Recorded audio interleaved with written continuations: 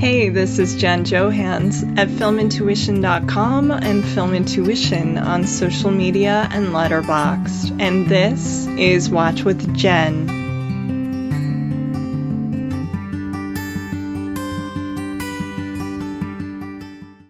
Up first, we have a good friend of mine, Vulture's phenomenal TV critic, Roxana Hadadi, who is also a Peabody Awards juror and the Criterion essayist for The Sound of Metal release.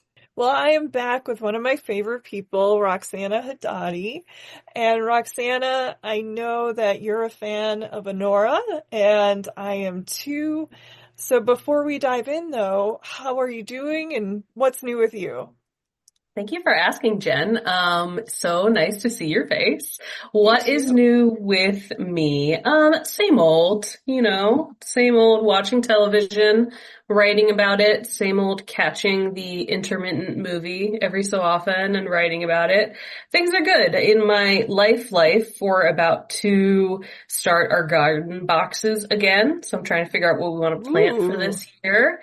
Yeah, I think we're trying to do this thing where we put all of our energy into the yard and the garden because everything is terrible. So you might as well have something beautiful. Yes. We might as well have something beautiful. So unfortunately, our fig tree, which I got a lot of joy out of last year, died over the winter. Okay. So that was very tragic. So we bought a more cold resilient fig bush, which is interesting. Ooh. I didn't know that there is a fig.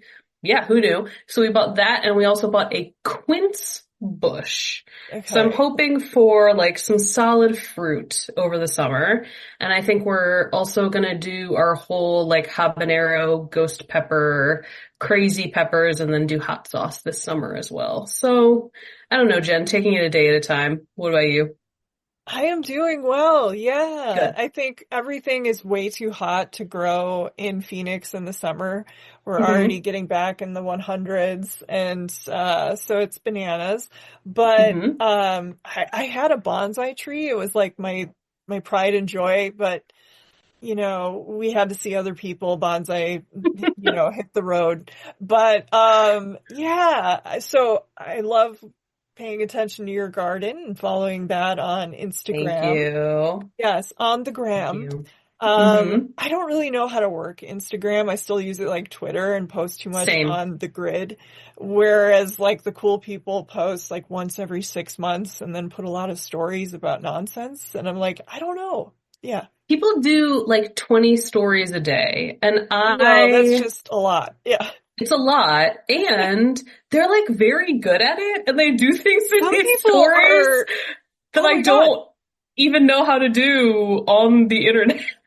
It's so much content. Yeah, people are making videos and yes, collages, specific needle drops, all of this stuff that I'm this is amazing, and I am entertained by you doing it, and I can't do it myself. I don't. Also, Jen, my life is not that interesting, and people lead some really interesting lives that sort of can generate these stories. I don't have that. I don't have that going on. No, yeah. I don't have the time. I mean, they have the skills, right? Because if I tried to do one of those, it would take me 6 weeks. So yeah.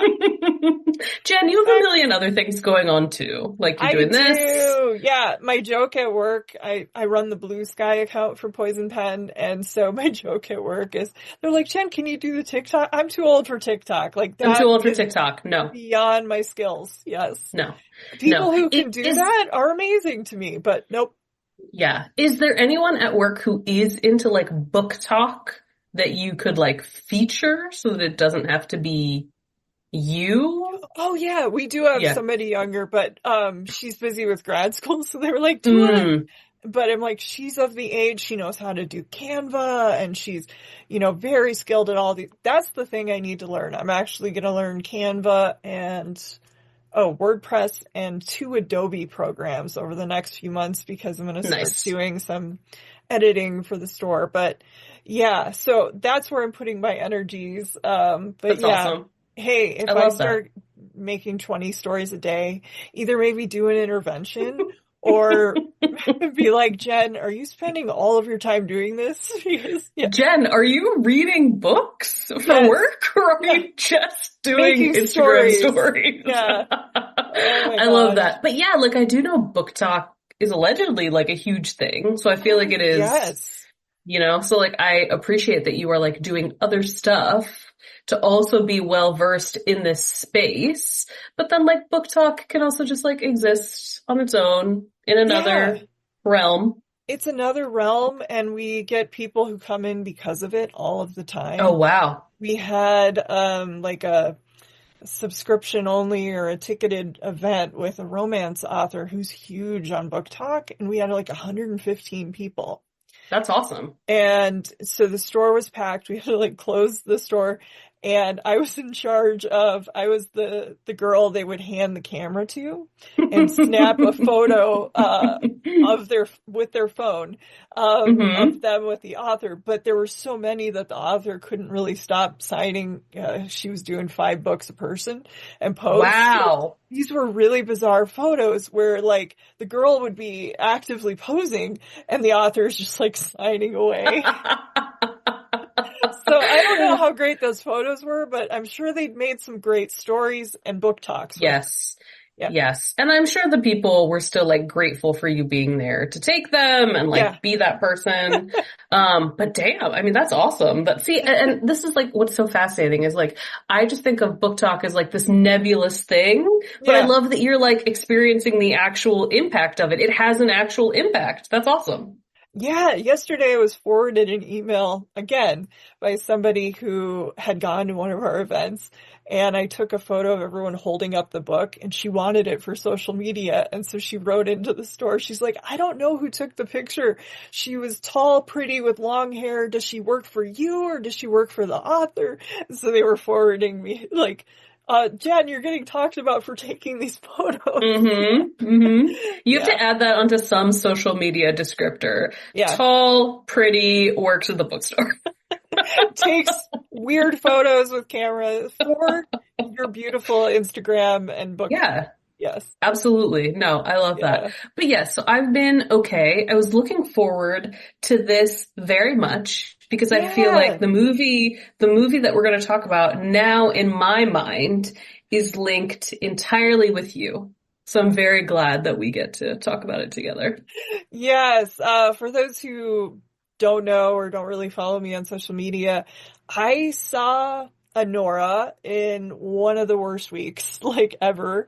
A situationship, I guess we can call it, exploded. It had already died in a tragic, bizarre way. And then that week it was just made Technicolor and incredibly public and horrifyingly sad. And I'd been kind of numb, and I'm one of those people, like, if you ask me how I'm doing, I'm like, oh, I'm good. I'm good. Yes. And so I'd been putting on a front, and then I watched Nora. It was also a really bad week because like, the car died and that was like a couple thousand.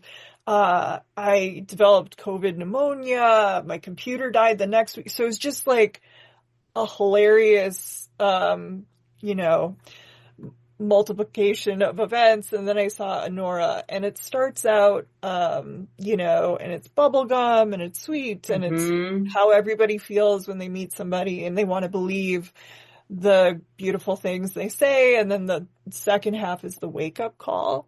And Yeah. so when that hit, even though I have like nothing in common with these characters at all, and the whole thing couldn't be further from what I had gone through, it definitely hit me hard. And I wrote an essay and it went viral, and like I should be super embarrassed, but I started to hear from people around the world, and so everyone was very supportive, and that's nice. Yeah. Jen, why would you be super embarrassed?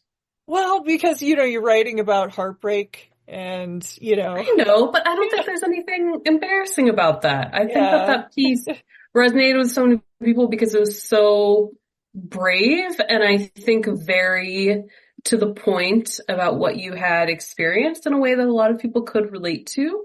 Yeah. And I was surprised as well by the fact that you said that a lot of men related to it, right? Like you got Oh a my lot of gosh. male comments. I Yeah. got a letter from so many guys were the Mhm. ones reaching out, and they were like, I was reading and it was cool. You were comparing it to Demi and Fellini and Wilder, and then you got to the personal stuff, and I started crying. And so I heard from a few guys saying that it made them cry, think about their relationships, being on both sides of it, and think Yeah. maybe how they had treated people in the past and how they'd Hmm. been treated themselves, Hmm. and what we owe each other and respect and dignity. And that was really nice.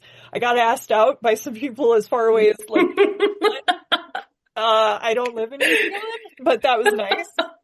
Yes, I do remember you telling me that there were also some guys that were like, fuck that guy. I'll take you out. Yes, yeah, that was really funny. I remember one was from England, and one was from New Zealand, and yeah, there were a couple others like, well, if I'm ever in your neck of the woods, and I'm like, oh Jesus, no. But it was nice that so many people Good. did relate to it. Yeah. Good. Yeah, it's like I'm not actually trying to make this like an ANORA situation with a new guy, Yeah, but thank no. you so much for your interest and for reading the Yes. essay. Yes, thank you. I Let's love not get that. weird. Yeah. Yeah, let's not get weird. This is Yeah. purely a creative outlet appreciation. But no, like, and so that's why, like, I think your essay really got at so much of what I was feeling about the film.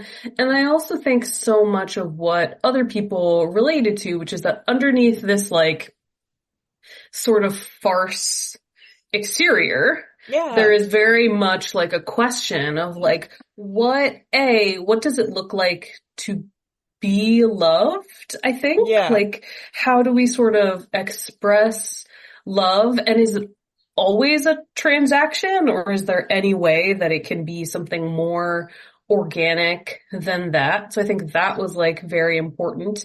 And I also think just for in terms of like what I appreciate so much about this film is like I love the nebulous, ambiguous ending.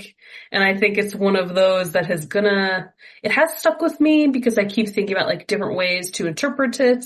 And I Yes. do think that it's so interesting because mostly I get very irritated with these sorts of endings. Like I think about something like in a completely different genre space, like the ending of Inception drives me a little bit crazy, Jen, because I'm like, Okay. what is happening with this spinning top? I'm angry that all of this could have potentially been a dream. I get very frustrated with that sort of thing. But I felt like Honora, because like this final scene between the two of them in the car is so fraught and it's so raw, and it's like, is she crying because she's overwhelmed with emotion because she realizes that she feels something now for this man? Is it like pity for herself? Is it just the exhaustion of what she's been through? Like, I love that there's so many different emotional readings of that scene Mhm. rather than like a logistical reading of that scene because like they're in a Yeah. car. We're seeing what's happening. But what Yeah. she is feeling, I think, is so simultaneously visible to us and also closed off from us. And I'm really Yeah. impressed that the film was able to like thread that line and like end us in a place where we really have to think about what's going to happen to these characters. And I also love that like the cast members also refuse to be definitive. Like every time Yeah. someone has asked them, because I had the opportunity to talk to Yura Borisov, which was pretty cool. And he also was Oh. like, no, he's like, I'm not going to tell you what I think. Oh, it would be different for everyone. Yeah. Hmm. And that's what's important, I think, is the ability, the universality of this Hmm. film that starts out extremely specifically, in a gentleman's Hmm. club, and you're thinking, I'm not going to relate to anything about these characters. And then by the end, yeah, we've kind of all gone through it. I think a lot of times with, your saddest moments or your happiest moments, there's other things mixed in.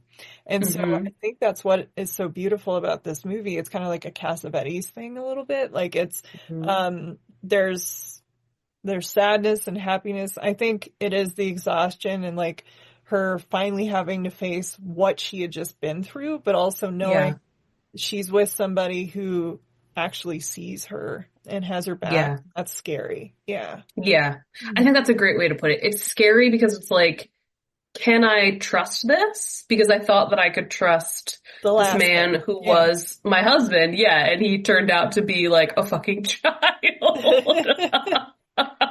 Yep. Or should I trust this man who is older, has seemingly lived more of a life? Like, is he someone that I could rely on? So yeah, I definitely think that there is a lot of that there.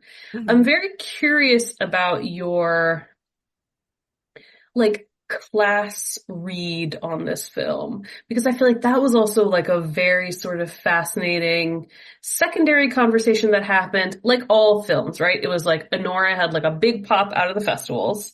Mhm. Then it felt like it sort of fell out of attention as we got closer to like the awards race, right? Then it Yeah. got nominated for like a bunch of Oscars. And then in the space between nomination and to my surprise, winning a Yeah. bunch of Yeah. Oscars. Mhm. I feel like there was sort of this like interesting backlash from Yeah. some people within like the sex work community, some people who were getting it like Yes. a classist read. So I was wondering if you had thoughts on that. Like because Yeah. it was difficult for me to parse through because I think Sean Baker to me seems like he has a very distinct anti-rich agenda. Oh yeah, for sure. So it was interesting to read sort of like a classist take that was like critical of that. So yeah, I'm curious what you thought. Yeah, my friend Krista Faust, who is an author and she's a Mhm. former dominatrix and sex worker, I did an event with her at Poison Pen in April and she brought up my essay in Anora because somebody asked and she was excited because of my essay to see the Mhm. movie, but had a completely opposite read on it. She really had a Fascinating. problem with it and thought it was like, Hmm. I think a Cinderella thing and like she didn't like the way the camera was always on her ass and she had a lot of some really valid thoughts and everyone is going to see a different movie but that recording, if you're curious, you're listening, is on YouTube, so you can watch our conversation and hear Krista sound off on Anora, which is very interesting. The class thing I get. I don't like it sometimes when I feel like North Country, when I feel like filmmakers are almost doing torture porn or grief porn or poor Hmm. porn. And I will say that sometimes with Sean Baker, I do feel that a little bit. Like Florida Project and some of his other, I love Florida Project, but if you start looking at that and then Red Rocket and then there is something about maybe I don't want to say using the other class or whatever because I think his intentions are pure, but I do think that there is something interesting. This almost feels like a continuation of Florida Project. In like one of these girls could have grown up, gone to New York, Hmm. become Annie, played by Mikey Hmm. Madison, whose character even wants to go to Disney World. And she also has a mom who lives in Miami. So she's got Yep. links right to Florida. So it almost feels like this is a direct link, like a Hmm. continuation of that same universe. So I get that. Yeah. I also appreciated the idea of the way it treated class because her husband has so much money and she has Hmm. so little and she's Hmm. sharing a place and I think again that aspect I was with somebody who is much more well-to-do than I was or I was involved in a thing with this person and so when they would talk about like wanting to take me around the world or like oh do you have a passport or let's go and it's like, yeah, but I wouldn't have had the dough to go. And I Right. mean, it never really got that far, but, and then what happened is he asked about the passport again. And then like a few weeks later, met somebody out of town, another brunette. about my age, same thing, and immediately takes this person with him, and that sucked. So the week I saw Yeah. ANORA, there was a photo up on Instagram, and I just talked to him like a few days before, didn't mention he was going there. So that was fun. But I think the class thing is a valid issue with Sean Baker, but I do think his heart is in the right place. Hmm. Yeah. Yeah, I think that that is a really good way to put it because I sort of feel the same sense of, I don't know if I would go as far as to say it's like poverty porny, Yeah, but I no, think that but he, yeah. yeah, but I think that he wants to emphasize, it's like, I'm being inarticulate in saying it this way, but I think to a certain degree, it's like, look at this shit. Like, Yes, look at yes. what people That's a good have to way of go putting it. through. Yeah, like you probably as the viewer are not Yes. living like this. And No, so I no. have to like, I have to overemphasize to you what Yeah. it is like, you know? And so, yeah, like I do feel like sometimes there is a little bit of hyperbole because he thinks that that's what the audience needs to like understand the Yeah. difficulties of living this way in this country. But ultimately, I agree with you. I feel like it comes from, for me, a place of like sympathy rather than exploitation. Um, Yes. It's you walking know? a tightrope. And so I can Yeah. see both sides, but I Yeah. don't tend to think that's no. I don't think I don't think he's cynical about it. No. Right, exactly. And I also think the thing, and I saw some chatter about this, but it's almost more interesting to me, is I feel like he's made these really interesting portraits of like America from like a domestic, internal sort of perspective. And I loved that this film sort of captures the tension of growing up as a like second generation immigrant kid in America and then being in a relationship with someone who is an actual immigrant and has like a totally different perspective Hmm. on the country. Like I think that tension was almost the more fascinating part for me. Like Yeah. putting aside the like sex worker thing, the Cinderella thing, like I think of that sort of navigation of and I see this sometimes in myself as well. Like I am ethnically Iranian, but like grew up in this country, was born here, I'm a citizen Yeah. of this country. But then you meet people who are like immigrants now, and it's like, oh, we have totally different Oh yeah. perspectives on Hmm. like what we want out of America or like living here. And so that, I loved that sort of like conflict in the Yes. film. How And that felt new for me. yeah, how some of them wanted to use different nicknames or they don't want to, Hmm. they're embarrassed or she doesn't want to speak Russian or, you can see some of that. I thought that was really interesting. Like he's privileged enough, like, you know, but, yeah, there's a lot to that. I'm glad you brought up the immigrant thing too. Mhm. Yeah. Yeah, like I love that aspect of it. But overall, I think I'm just like, I'm still impressed and pleased that this won so many Oscars. Yeah. Like, I don't know what that says now about the voting body, but I do think that that is inevitably like a step forward for independent film. And I also Yes. think, and this goes back to like our talking about the ending, it seems to be the film that I've had the most conversations with people where Mhm. we have all gotten sort of different experiences out of it. Like the first time that I saw it was at the Middleburg Film Festival, which is in like horse country, Virginia. Okay. Very sort of like wealthy, well-to-do audience. And they really, it seemed to me being in that audience with them, they really treated it strictly as like a comedy. Like they loved the house Yeah. break-in It was scene. weird for me to hear like the people who just think of the movie as, oh my God, it's 100% screwball. And you're like, what the fuck? Yeah. Yeah. Yeah, like people were just like laughing it up loving it. And then I Yeah. think the end got very like sobering for people where it's like, oh no, this is doing something different tonally. So it was really interesting eavesdropping on some of those conversations and hearing like what did people think of Annie? Like how did they react to her? And then in the months to come, I definitely feel like that was the one where sometimes I would talk to people who were like, 100% it's just a comedy and the ending feels weird to me because I don't think it fits with the rest of the film. You have other people who I think are maybe more in line with us, where you're like, yeah, there are screwball elements. The home invasion is sort of played for laughs, but ultimately it is like she's being held hostage. I know. You know And what's that's funny? scary. Yeah. I did not.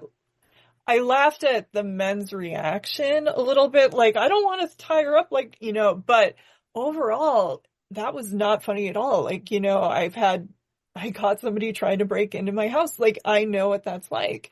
And Yeah. I think every woman has had experiences. And, so you completely get like, these men are coming in, they're going to grab, she doesn't know if she's going to be raped, killed, like Right. whatever, and she's fighting for her life. And so it's a little weird how carefree everyone just thought the entire thing was funny. And I was like, not Hmm. really? Yeah. Yeah, not really. And I don't think that that is, again, I don't think that's necessarily a flaw of the film. I think it Oh is, no. it's purposefully sort of lulling you into that, right? I Yeah. think it is playing with our expectations of like, look at how zany all this Yeah. is. Yeah. But I do really think that like everything involving Igor is like the heart of the movie is Oh like my God, I love Igor. Yeah. love Igor. Like him absorbing what they're doing to her is to me like you want the emotional through line of the film. Like if for some reason you can't find it in Annie, like it is within him, right? Mhm. But yeah, like I don't know. I think I've just grown to appreciate the film overall like more and more in the time Yeah. since I've seen it.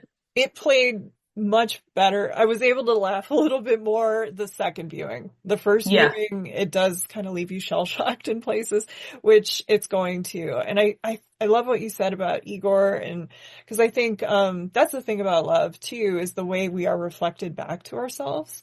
And Hmm. he is the one who can actually see who she is for who Hmm. she is. Hmm. And I think that that's what's so scary is she knows like there's no artifice there. Like she doesn't have to put on an act. She tries to put on an act a few times with him and he knows that isn't her.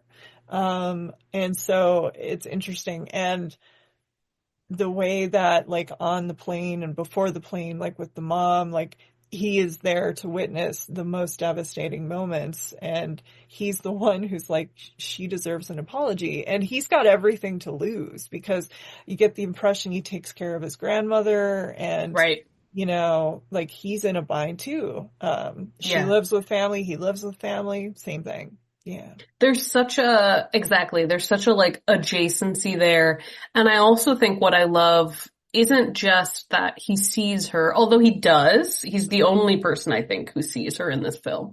But he also sees what other people do to her, which I think ultimately is more devastating to Annie than just like her own lack of artifice to him. I think there is like a real devastation in the fact that he sees her be pushed around, Mhm. insulted, Yeah. abandoned, right? Like he's also seen like seemingly some of the worst things in Mhm. her life happen to her. And so I think there's also this like very lingering sense of humiliation that she otherwise does not have in her life. Mhm. But this man has seen it all. So it's also like, can you be emotionally intimate with someone who saw all these terrible things happen to you, was involved in all of these terrible things happening to you? Like, I don't know. Yeah. But I feel like that's also a question that the film leaves us with is like, can you have like genuine love or affection for someone who got to see all of that about you without your permission? I don't know, but That's what's I have hard. that's Yes. hard too.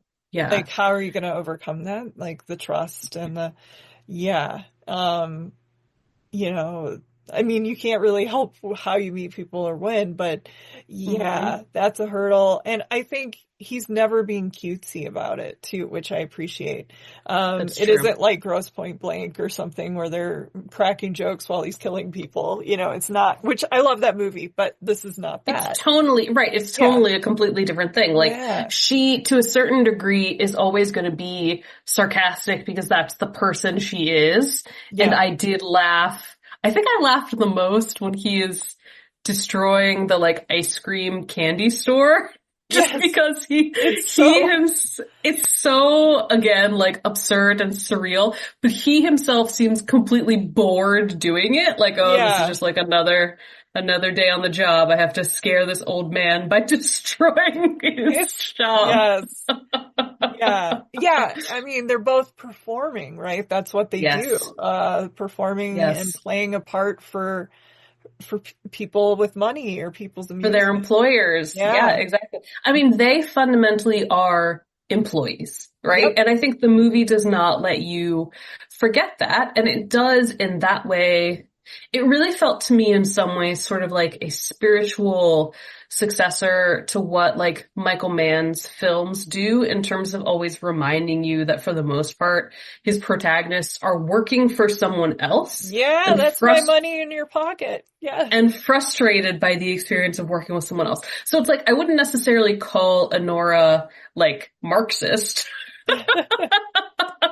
but I do think not Marxist in the way that Thief is Marxist, but I think it shares a similar sort of like within all of your different identities as a person, Yeah. does employee always end up being number one because of the country in which we live?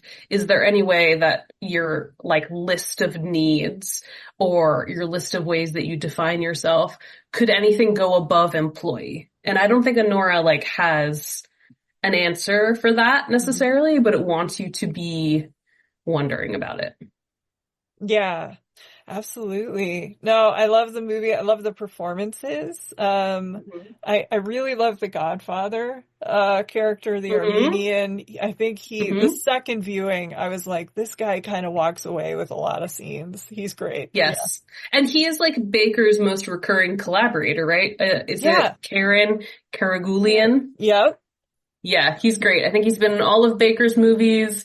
I love how much he and the actor who plays, I believe it's his brother, right? Are Yes. just like constantly talking shit in Armenian. Yeah. It's so funny. Yes, I love that. But yeah, it's the kind of movie where every performance has like some really distinct standout moments. It's very generous in that way, I think. And Yeah. it does, like you said, like lend itself to repeat viewing because I think you'll pick up on like the little nuances of each performance a little bit more each time. And Yeah.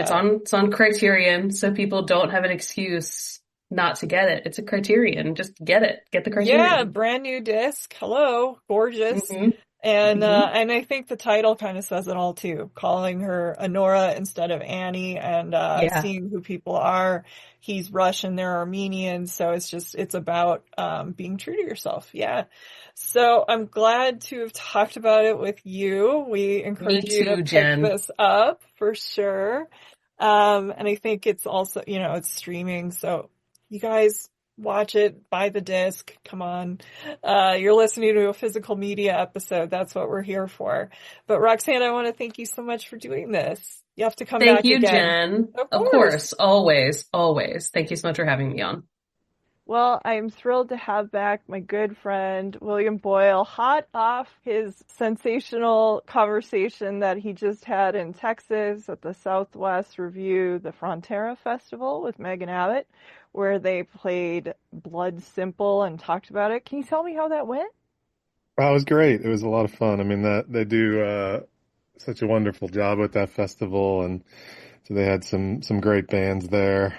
Paranoid Style, Carly from Wednesday, and a bunch of cool people. And Meg and I just got to, you know, talk about Blood Simple for a little while, and then we screened it, and in the Texas Theater, which is an incredible venue, and and people kind of were a lot of people, I was surprised, a lot of people who were seeing it for the first time. So, it was cool to be kind of, me and Megan were the people that they wanted to talk to about it afterwards, when we were out at the kind of other events and the kind of closing event. So it was really a lot of fun. And, Megan's just the best. And, we kind of historically love talking about the Coen brothers. And that's, just a wonderful, wonderful way to spend some time.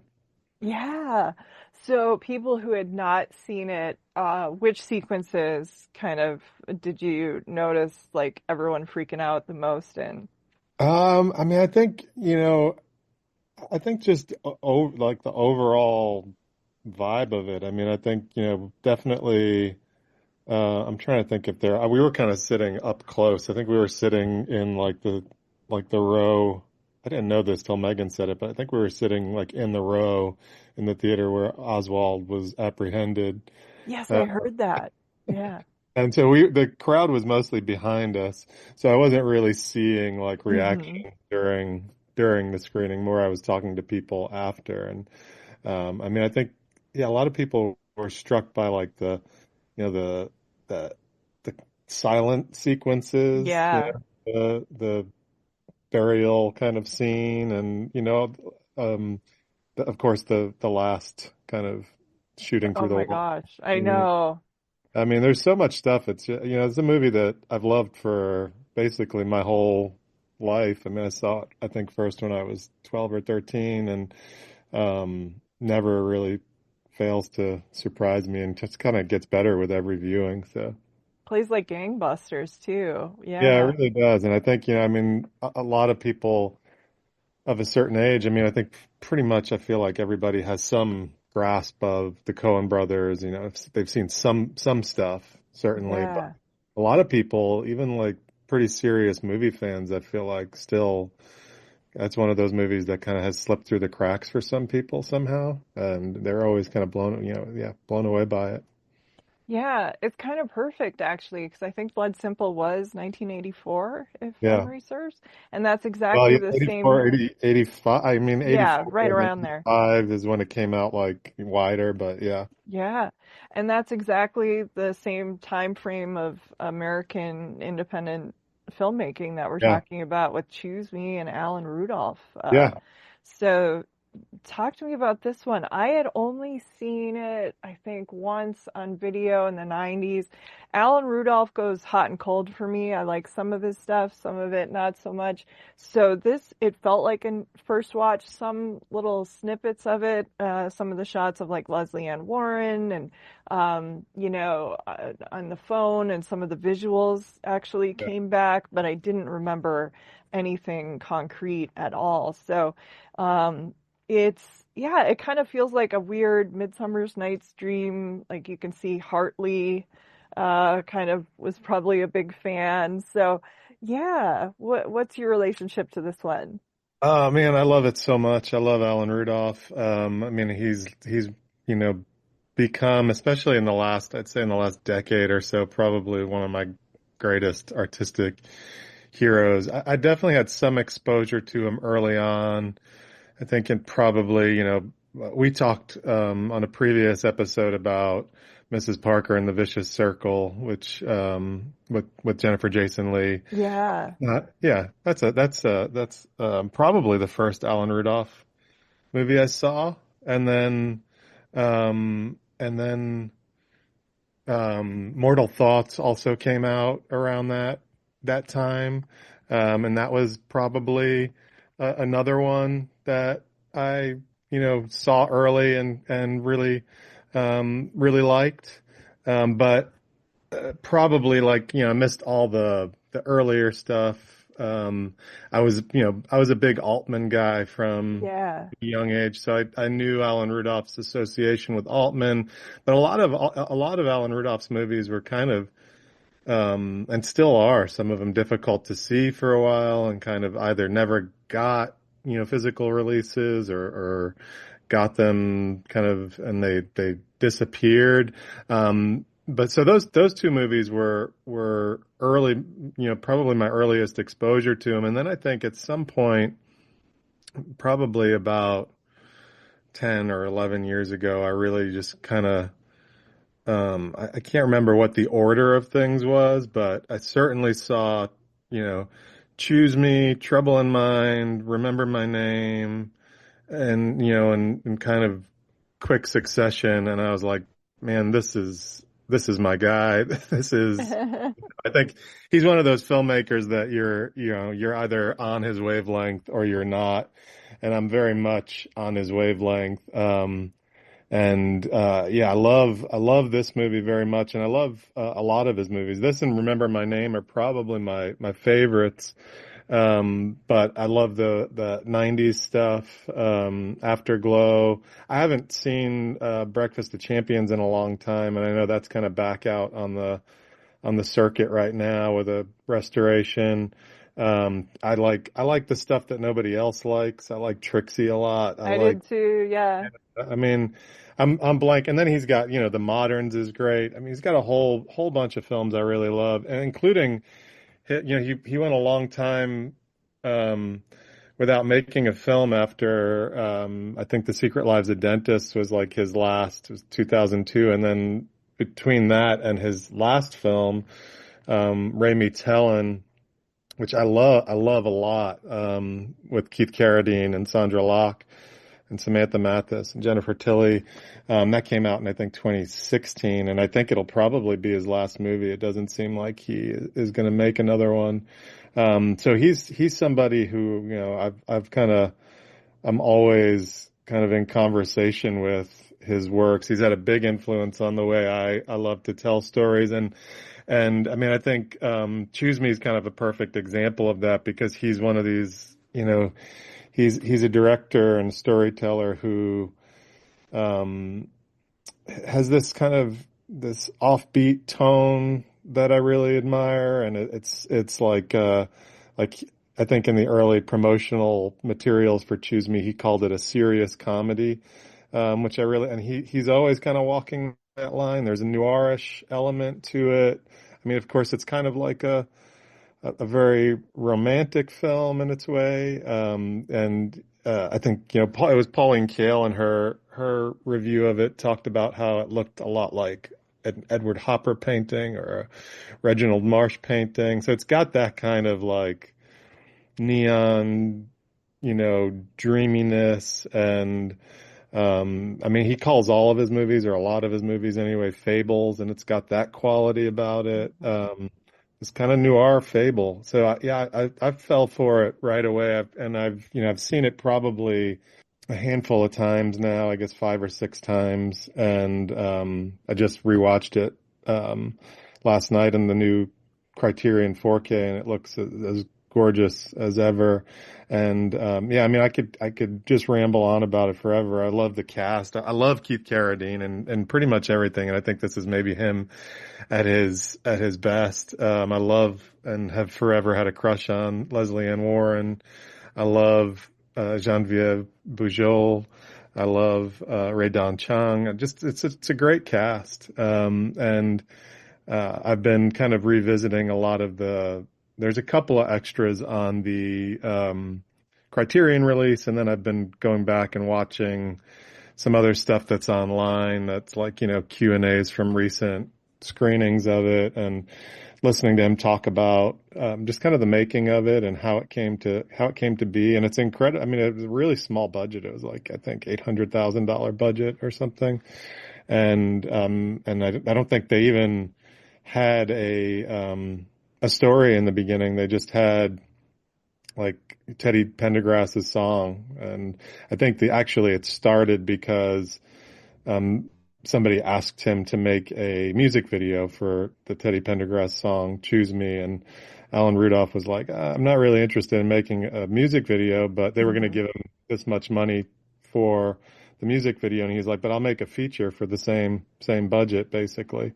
And so that was kind of the starting point. And he talked to Keith Carradine, and Keith Carradine signed on without, any sense of what it was even going to be. And Alan Rudolph said something like, well, what do you want your character to be? And Keith Carradine was just kind of like, oh, I want it to just be the kind of guy they never let me play. So that was kind of the starting point of it. And, yeah, I mean, it's a movie that get another movie that gets better for me with each viewing.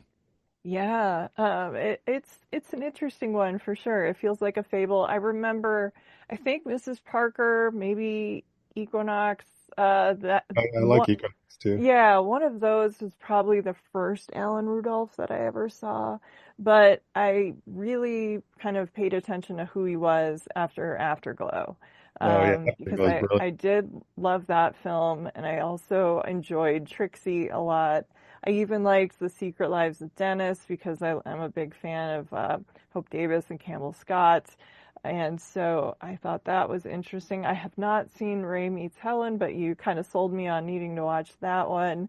And then I think it was within the last like decade of reviewing, I was sent The Moderns, I believe, to review, and then started watching some of his other ones. I would have seen, like I said, Choose Me sometime in the 90s, but I can't remember when. Remember My Name, I think, is a fascinating movie. And one big takeaway, if you're listening to this and you haven't seen it or you don't know where to start after Choose Me, which is, one of Bill's favorites, be sure to check out Remember My Name, especially if you're a noir fan, because it's just a really interesting movie.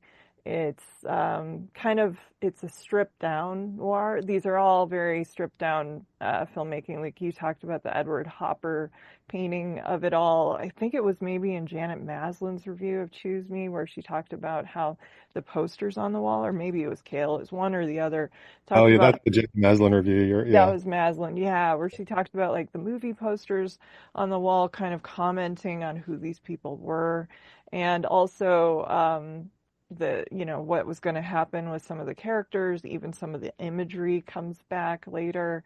So yeah, he definitely kind of pairs everything down. It feels like fables. He said he always felt like he was making the same movie. They're all about love, essentially. Works with the same people quite a bit. I think Carradine is a great collaborator with him. And I'm with you. I think he is a fascinating actor to watch. And being an Altman person, first and foremost, this Choose Me sort of feels like it's almost in concert with his character in Nashville. Like it would be interesting to watch these movies back to back and kind of, see that. Yeah. Yeah, and that would be a cool. And I probably have kind of done that in a roundabout way because I think when I kind of go back and watch these Alan Rudolph movies, it does always make me also want to go back and watch Altman movies. Yeah. And he talks about, I mean, every interview you can find with him, he talks about, that the experience of working on those Altman movies just, was the thing for him that, opened up the ways he wanted to tell stories. And you can feel it for sure, even though the vibe is a little different, I'd say, ultimately. And it's funny you mentioned that. I was thinking that rewatching it this time too about the great stories that or the great story that the posters in the background tell, and Choose Me. And I was just rewatching, like a Q&A thing from the American Cinematheque screening that you can find on YouTube. It was from, I don't know when it was from, last year or the year before. And, the producer, what's her name? Carolyn Pfeiffer, Effort. Yeah. is talking about how they didn't have like a budget to like shoot out in the street or do a lot of things. So mostly you're in rooms in this film. Yeah. And she said, but we had a flower budget and we had a poster budget. And, I think that, I mean, the posters are incredible and the paintings on the wall and all Yeah. that sort of stuff, do really, tell the story, or tell another story. Yeah, kind of the way like they would in Godard movies and Truffaut movies. Yeah, yeah. Yeah, like the art or the backgrounds. So that is really interesting. I love Leslie Ann Warren. I had just rewatched Clue again, which is one of my favorite movies because I'm going to Uh, be talking about it on the podcast again in a few weeks. And so it was cool to see her, at the height of her powers, essentially. I mean, just a fascinating woman to watch in anything in any era, but it was really cool to see her in this era as Yeah, well. I love that. I was reading that Pauline Kael review I mentioned, and that she talks about her having kind of like this almost like this quality of seeming like an actress from a different era. Like she'll have a Greta Garbo quality one minute, but then feeling very contemporary and looking like Susan Sarandon another minute. Yeah. And then she uses the phrase that she has acres of eyelids, which I really love. And she's so stunning and just fun to watch in this movie. Yeah, and I love that character, and I love just that her as the bartender and the owner of Yeah. that dive bar lounge place. Yeah, it's so good. Yeah, and how all of these characters intersect, which is something that you do a lot in your fiction, the intersecting Yeah, surprise, like this person knows this person or they're married to whomever, which definitely I did not see the ways all of these characters were going to intersect. Yeah. yeah, and I mean that was a big thing for me, and I think probably a lot of that comes to me through loving Alan Rudolph's movies, but also through, of course, Altman. Altman. Yeah. And I think that probably is, that influence, no doubt, is there on Rudolph from Altman. But I love that, just the kind of Chris. And then really in this movie, it's like everybody is tangled up with everybody else. It's Yeah. hilarious. Um, Yeah, it's kind of like basically a theatrical troupe, essentially. Everyone's sleeping with yeah. everyone, and yeah, it's all revolving doors. Yes. And I do. I mean, I love that he. It's something I also really respond to about this movie is that he talks about it as a comedy and a comedy with no jokes, basically. And I think that's a feeling that you do get watching it, which is something that you feel in a lot of his movies. Often there's like a kind of almost screwball comedy logic, but there's not like you're not getting big laughs from it or anything, but the situations often are kind of like, screwball soap opera-y kind of stuff. And Yeah, anti-screwball, sort of like this was around the time of One from the Heart being an anti-musical, essentially. yeah, well, Yeah. and this has a lot in common. Rewatching Yes, it, I think this has a those lot in movies. common with One from the Heart. Yeah. I mean, it even looks a little like One from the Heart. Yeah. And they're both just stunning movies. Mhm. And they would make I think that'd make a really good double feature. I don't know that I've ever heard Alan Rudolph talk about One from the Heart, but I'd be curious to know if it was, I mean, it certainly would have been in the air around that time. Yeah, I would throw those two together and then maybe add a Hartley for sure. Yeah. Yeah. Yeah. Yeah. I'm sure, Hal Hartley loves Alan Rudolph. And I don't know. I mean, I was just listening to some podcast interview with Alan Rudolph and he talks about this as kind of like the movie of his that people have responded to most positively. Uh, Okay. and then, there's definitely, I think, Breakfast of Champions, which is a movie he really loves and is really proud of. It was kind of like a big, disappointment for him that people hated it. Hmm. And but this is a movie that he's really proud of and really feels like people love. So that's Yeah. that's a good thing. Yeah, absolutely. Well, Bill, do you have any other thoughts on Choose Me before I let you go? I know you definitely, anyone who is listening who hasn't seen it, I'm sure is going to rush right out. So, and Yeah, I no, learned a lot from you, so I love that. Thank you. I'm just so glad that it's definitely like I had this ongoing list of movies that I really hoped would get good Blu-ray releases, and of course, whenever you're hoping that for a movie, I think you're hoping that it gets Criterion or if not Criterion, some other great label. And I was Yeah. just so happy to see them put this movie out, and I hope that it leads to them doing some more Alan Rudolph movies. I know you mentioned Remember My Name, and I hope people who haven't seen that will go out and see that too, though it can be kind of difficult to Very see. It's difficult. not, Yeah.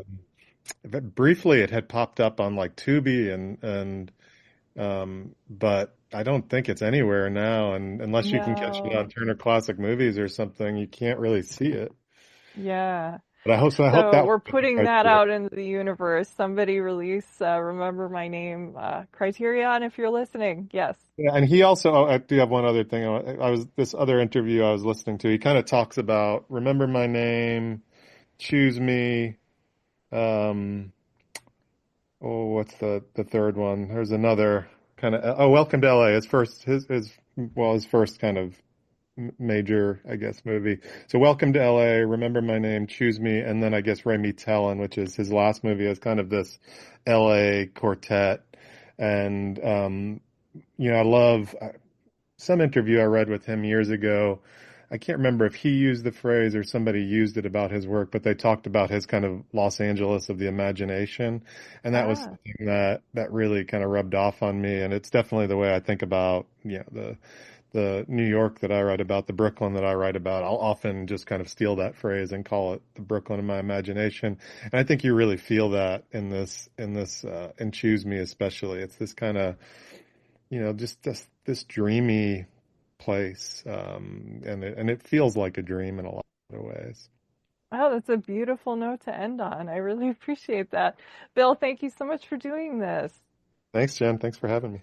Okay, well, I am thrilled to be back with Peter Avellino, who's one of my favorite people, one of my earliest friends from Twitter, like forever ago. I love his writing.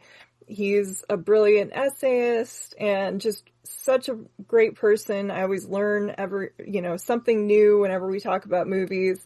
And I know you're a big classic movie lover. Last year we hit My Man Godfrey, which was a lot of fun. So Peter, thank you for doing this. How are you?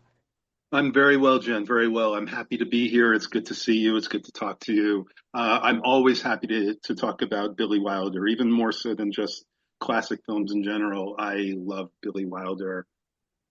He is basically the top. Yeah, I know he's one of your favorites. What is your favorite Billy Wilder movie? Right now, I would probably say The Apartment. I Yeah. mean, but that, it could be Double Indemnity. It could be Sunset Boulevard. I sort of put those three into like the top tier. Mm-hmm. And maybe if I haven't put some like it hot in those top rankings. Maybe that's because of overexposure. Maybe that's a bit of snobbery, not thinking of the comedy ranking so high. Watching the movie last night, I thought it played just fantastic. I found myself really paying attention to the dialogue. I mean, Wilder and in this case, I.L. Diamond. I mean, there's just some phenomenal dialogue all the way through. The way lines just sort of wrap around back to each other and repeat later on, and it is so funny and so sharp and makes it so enjoyable. So maybe Some Like It Hot would be not quite at the top, but it's pretty close. It's pretty close. I usually say The Yeah. Apartment. I agree with you. I think if I was like pressed on his best film, I would say The Apartment.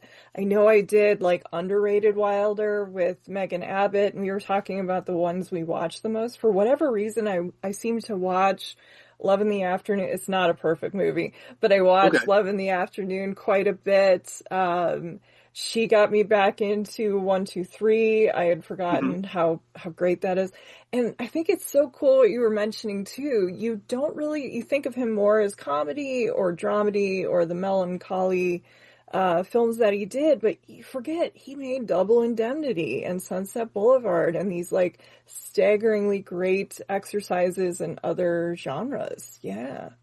Staggeringly great is a good way to put it. Yeah, because the latter part of his career was so lemon heavy, shall we Yes. say. And the way you watch Love in the Afternoon, believe it or not, I find myself watching Avanti a surprising amount. I enjoy Avanti. Nobody talks I, about that one. I won't say it's perfect, but it gives me pleasure. Part of it, I just like movies set on like Italian islands somewhere or Yes. something. And I think it's a really lovely film. I do Um, too. and Yeah. so the last from Some Like It Hot on, there's so much lemon, and that is obvious was obviously a conscious decision. I was just reading another book that in a book that was basically like by the fourth week of production, it was like Wilder and Diamond were like, well, we're just making Jack Lemmon movies. And he's so phenomenal in this film, and they must have clicked with him more than they did with Tony Curtis, I imagine. Um, Yeah. Tony I Curtis, who's agree. really good in this film. Oh, Um, he's great. Yes. I he's mean, I've heard like, and I'm sure you have too, read personality issues and everything, but this was yes, the first one with Jack Lemmon. And yeah, there's something about the sensibility. Maybe music to the ear, just the way that he was able to do these lines of dialogue so brilliantly. But I like what you're saying, lemon heavy, because you do have a lot of Jack Lemmon, and then you also have maybe some of the quote unquote lesser films later on, but some we enjoy very much. I think, yeah, Tony Curtis and Jack Lemmon are so good in this. And you can't say enough about Marilyn Monroe. I know they were thinking, why would somebody of her caliber do it? They were assuming it'd be like Mitzi Gaynor, or something. And then when she was interested, she did she got part of the gross, which was brilliant, brilliant hmm businesswoman. But yeah, it crackles. It's funny. It's very sexy still to this day. Yeah, it's a great movie. Yes. as far as Marilyn doing it when it's not the lead of the film and she comes into it, 20, 25 minutes in, maybe she had worked with Wilder before. Maybe it was the quality and the potential of the material because I think Marilyn is great in general. It's one of those things where she made fewer movies than you probably think. And a few of those movies, I don't think they're that Yeah. great. Please never ask me to sit through There's No Business Like Show Business Again. Please, please, No, please. you're fine. Don't Um, worry. Yeah. but she, of course, the movie becomes much more a Marilyn film because she's there, just like the 7 Year Itch became a Marilyn film because she was in it. That Wilder also did that one. And the 7 Year Itch isn't that great. I've No, watched it it isn't. for Mm-mm. for some reason for a movie I don't like that much. I've watched it a surprising amount, and I still don't think it's that great. But the material in Some Like It Hot is so much better. Her co-stars are so much better. She does affect the movie greatly. She gives it this sort of soul. She gives it this sexiness. She gives it her comic touch. And the movie makes her better. She makes the movie better. She's phenomenal in Yeah. it. Yeah, She's I phenomenal. agree. There's like a nice blend of sexiness and innocence, which I think a lot of women try to like affect or they try to like put it on. Mm-hmm. And she just had it. That was her. And also just, something in the eyes, the way she reacts to everyone, even though, we've all heard the stories of 47 takes or however many Sure. takes to do some of these scenes.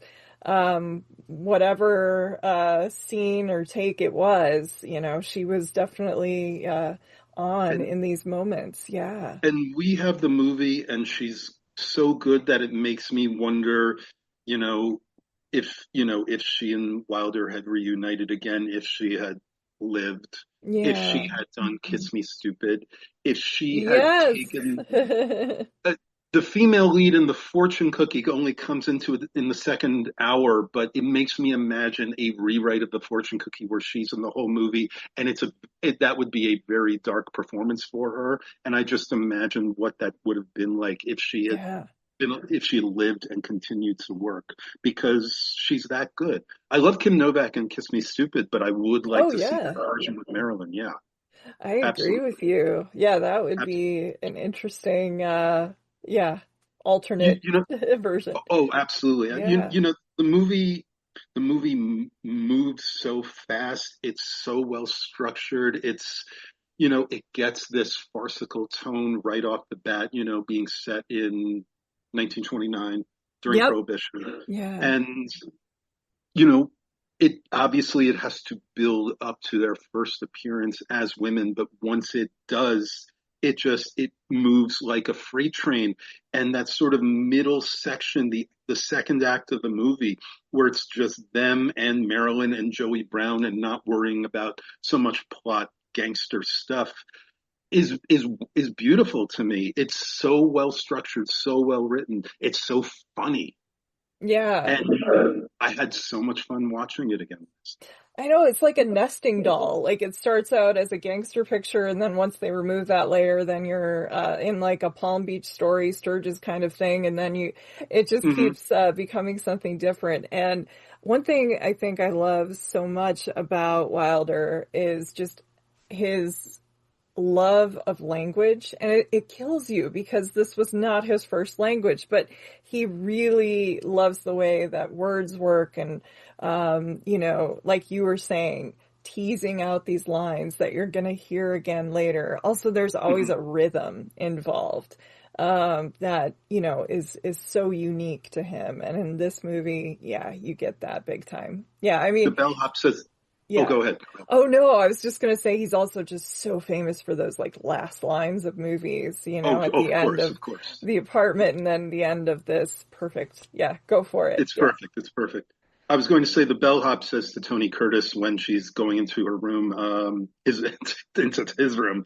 The bellhop says, "Pleasure to have you with the organization." And there's a version of that line in like several other Wilder movies, like The Lost Weekend. And you just sense that he likes the rhythm of certain kind of patterns with people, and just the way you circle around from Tony Curtis saying to Jack Lemmon, just keep saying I'm a girl. Then later on, just keep saying I'm a boy. And Yes. Yeah. Good point. I was reading that they were rewriting so much of it during production Oh my because God. they were still determining like what was working with the drag stuff and what wasn't, and the fact that they were rewriting and like keeping all these things in check, how one thing leads to the other, which I'm just amazed by how fast certain things. The movie started in August, started shooting in August, previewed in December, and opened in March. My God, how was that even conceivable? That's Yes, amazing. Yeah. exactly. Yeah. Yeah, and it's really fascinating when you think of like the people that turned down, because it was very brave. It was risky Mm-hmm. of them to play these roles in drag, and like Jerry Lewis regretted it. He Mm-hmm. turned it down.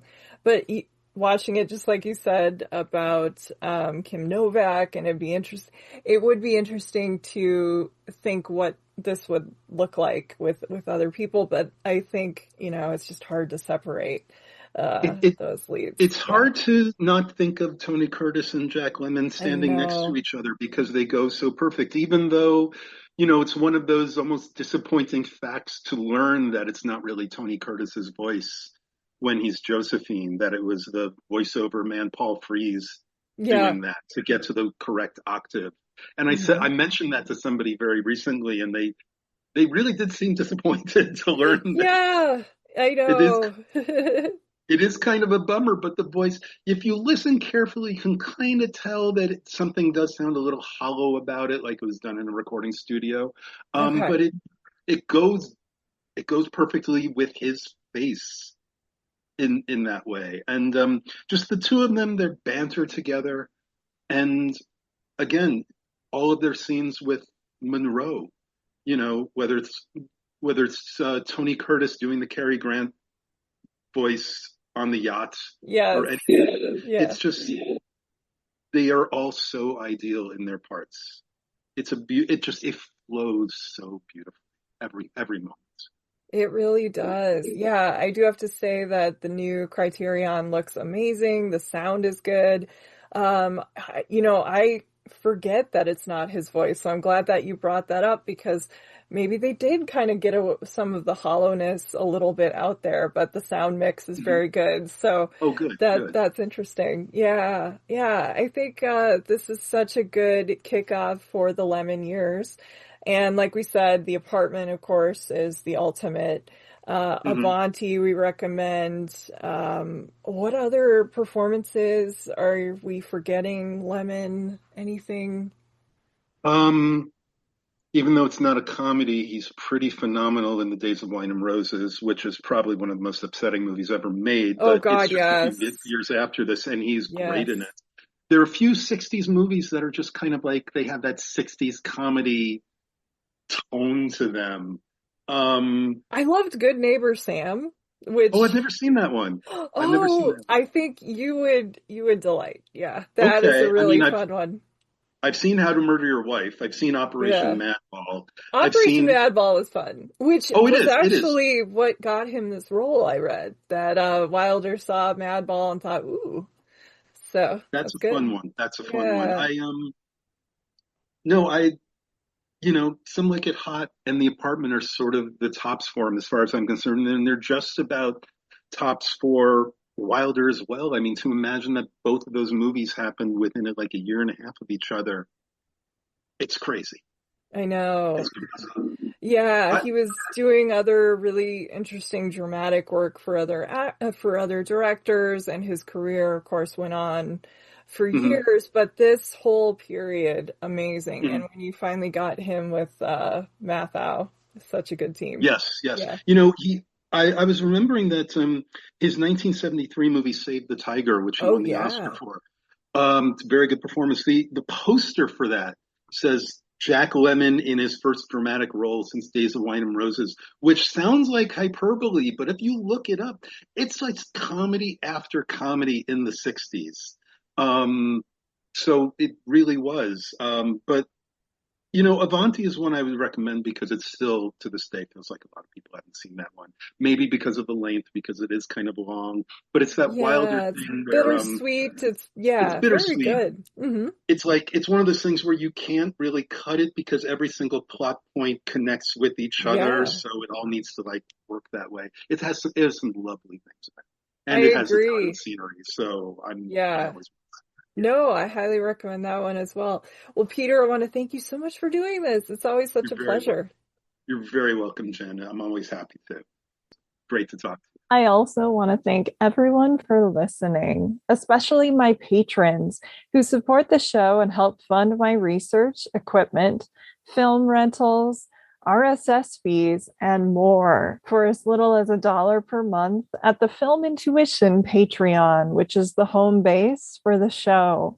Other ways you can support the podcast are by sharing, reviewing, and subscribing to Watch with Jen wherever you get your podcasts, and also checking out the cool merch store hosted and created by our talented logo designer, Kate Gabrielle. You can find the merchandise store, including shirts, tote bags, stickers, and more by visiting filmintuition.com and clicking on the shop link. The show's theme music is solo acoustic guitar by Jason Shaw and is available in the free music archive. Well, until next time, please take care and happy movie watching. This is Jen Johans at filmintuition.com and Film Intuition on social media and Letterboxd. And this is Watch with Jen.